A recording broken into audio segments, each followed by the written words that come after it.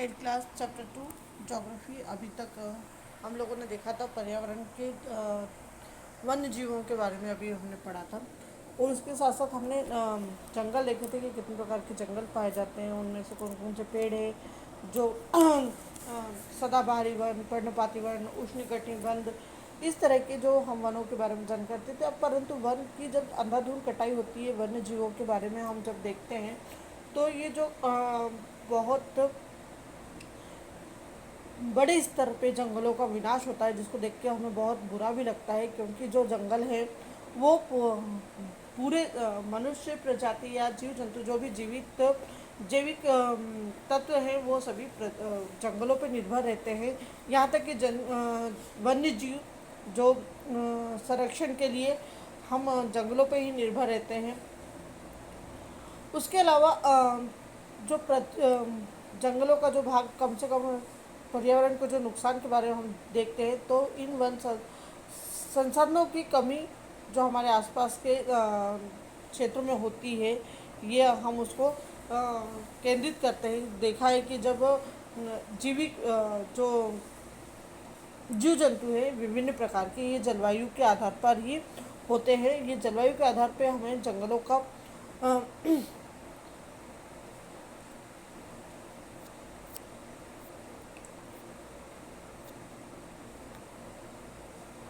जंगलों के आधार पर रहते हैंगे।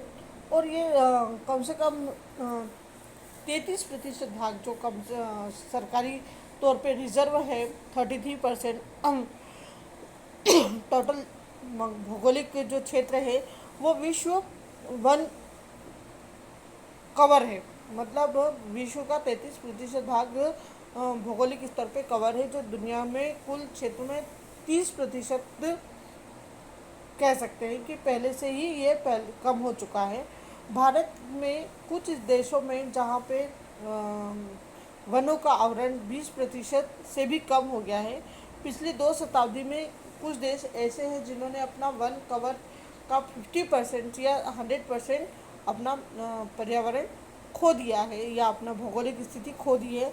और जिन देशों में हम देखते हैं कि पिछले 1 दशक से अधिक जो वनों के लिए कुछ नहीं करते हैं, वे घटते क्रम में, जैसे नाइजीरिया है, कोस्टा है रिका है, थाईलैंड है, कोलंबिया, ब्राज़ील, इंडोनेशिया, ये सारे देश ऐसे हैं जिन्होंने वन्य जीव या वन्य उपज को बिल्कुल पूरी तरह से ख़त्म कर दिया है, या वनों के बारे में बिल्कुल भी ये अवेयरनेस या पूरे बिल्कुल तरह से जागरूक नहीं है। यहाँ पे वन्य जीवों की कमी हमेशा लगातार बढ़ती जा रही है, जिसकी जिम्मेदार ये खुद है, क्योंकि नई नई टेक्नोलॉजी के कारण वनों का कटाव होता है, जिसके जिम्मेदार मनुष्य स्वयं होता है। और ये कई क्षेत्र ऐसे हैं जहाँ पे देश अलग अलग देश के अनुसार ये अलग अलग तरीके से देश को जंगलों को ख़त्म करते हैं। ये एग्रीफिल दक्षिणी अमेरिका जो वन है, जो भूमि है वहाँ की, ब्राज़ील और वेनेजुएला की एक खेती के लिए या फसलों के लिए ये जंगलों को नष्ट कर देते हैं, और जो कि ऊर्जा उत्पादन के लिए उपयोगी हो उन्होंने बना लिया है कि ये जो प्रोड्यूस करते हैं बायो एनर्जी या बायो एनर्जी के लिए इन्होंने जंगलों का विनाश करना, या क्योंकि खेती के द्वारा ये जब बायोगैस बनाते हैं या बायो एनर्जी बनाते हैं, जिसके कारण इनका उत्पादन या ऊर्जा का उत्पादन बढ़ता है, जिसके जंगली जानवरों को उनके रहने के लिए इनको नुकसान उठाना पड़ता है। इसके बाद आता है आपका हंटिंग या पोचिंग। जब जानवरों को ज़रूरत से ज़्यादा इनका शिकार होने लगता है, तो ये भी एक विनाश की तरफ अग्रसर होता है, क्योंकि जब अवैध रूप से हम शिकार करते हैं या अपने व्यापार या व्यवसाय के लिए, तो देखते हैं कि पोचिंग करते हैं या गैर कानूनी तौर पे हम जानवरों को मारते हैं या इनका छुप कर इनका शिकार करते हैं, सिर्फ पैसे कमाने के लिए या उद्योग धंधे के लिए। इनकी चमड़ी बेचते हैं, नाखून बेचते हैं, दांत बेचते हैं, सींग बेचते हैं, इनके पंख वगैरह। ऐसे बहुत से जो जानवर हैं जो सिर्फ इनको बेचने के आधार पर ही इनको शिकार किया जाता है और ये बहुत बड़ी मात्रा में इनका शिकार हो जाता है। जिसके साथ साथ हाथी है, शेर है, राइनोसोरस है, क्रोकोडाइल है, ये सब चमड़ी के लिए मोर है, हिरण है, ये सारी जानवर हैं जिनका हम अवैध रूप से शिकार करते हैं बहुत ज़्यादा। ख़ास तौर पे जो जानवर है वह सोना या ग्रासलैंड के सोना नामक क्षेत्र में इनको सुरक्षित करके हिमालय की रेंज में आता है। और फिर देखते हैं कि राजस्थान में भी इनको राजस्थान के जंगलों में भी इनको मारा जाता है। इनको सपोर्ट में जो गांव के लोग भी इन लोगों का सपोर्ट करते हैं। तो बहुत सारे कुछ लोग गांव के जैसे जानवरों को मांस के लिए या मीट के लिए, ऊन के लिए या व्यापार के लिए इन जानवरों को शिकार करते हैं, और जो कि बहुत ज़्यादा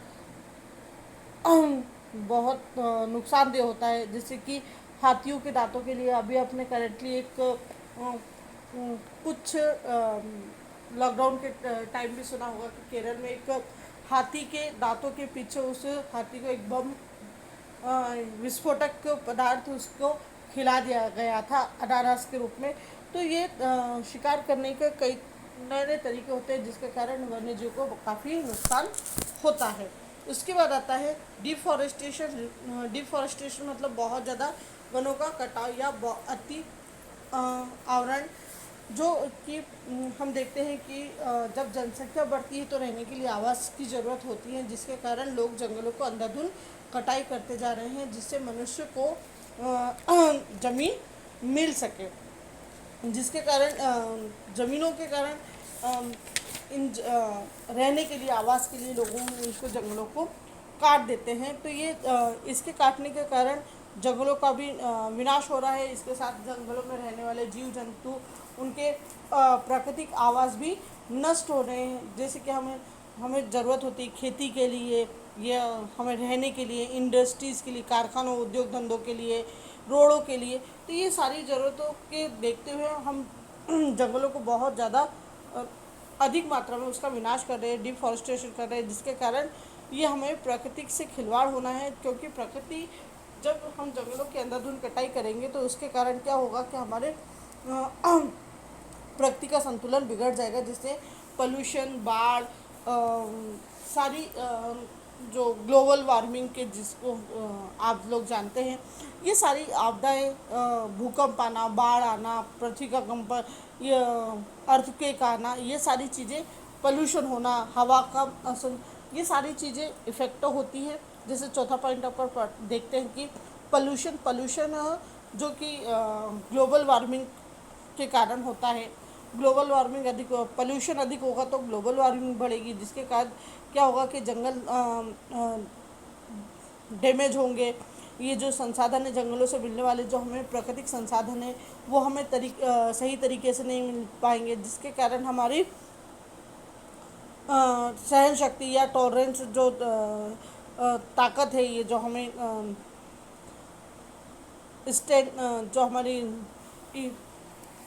टॉलरेंस करने की सहन शक्ति, ये सारी ख़त्म हो जाएगी। और ये एक बहुत ज़्यादा सीरियस प्रॉब्लम है कि प्रकृति का असंतुलित होना या पोल्यूशन होना नेचर का। और ये हमें, जिसके कारण हम जंगली जानवरों को भी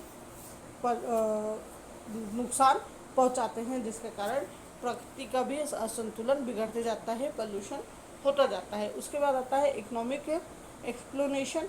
कमर्शियल तौर पे हम देखें कि पेड़ों की और जंगलों की जो हम बहुत अधिक मात्रा में प्रोड्यूस करते हैं या उसका उत्पादन करते हैं, तो ये जो मानसूनी एरिया जो रहता है, ये आर्थिक दृष्टि से हम देखा जाए तो यहाँ पे एशिया में जैसे सैंडल, चंदन की लकड़ियाँ हैं, टाक है, वीरे, ये बहुत सारे जो स्पेशल टाइप के पेड़ होते हैं जिसको हम एक्सप्लोर करते हैं या बाहर भेजते हैं। ये बहुत ही समय लेते हैं, ये आसानी से नहीं उगते, परंतु हम इसको बहुत आसानी से काटते हैं, जिसके कारण भी हमें जंगलों से नुकसान उठाना पड़ता है। या हम जंगलों से लकड़ी भेज सकते हैं या एक्सप्लोरेशन कर सकते हैं, विदेशों में भेज सकते हैं, जिससे हमारी आर्थिक व्यवस्था भी सुधरती है।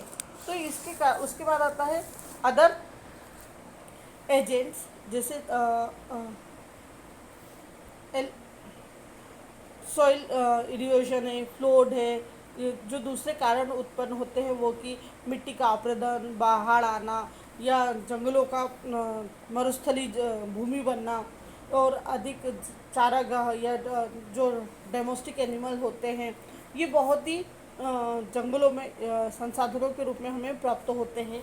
तो इसके साथ साथ हमें जो अभी आप लोगों ने पढ़ा है कि अपन लोग वनों का अंधाधुंध कटाई होने के कारण हमें किस तरह के कंडीशन देखने को मिलती है। इसके अलावा जो अगला पॉइंट है कंजर्वेशन,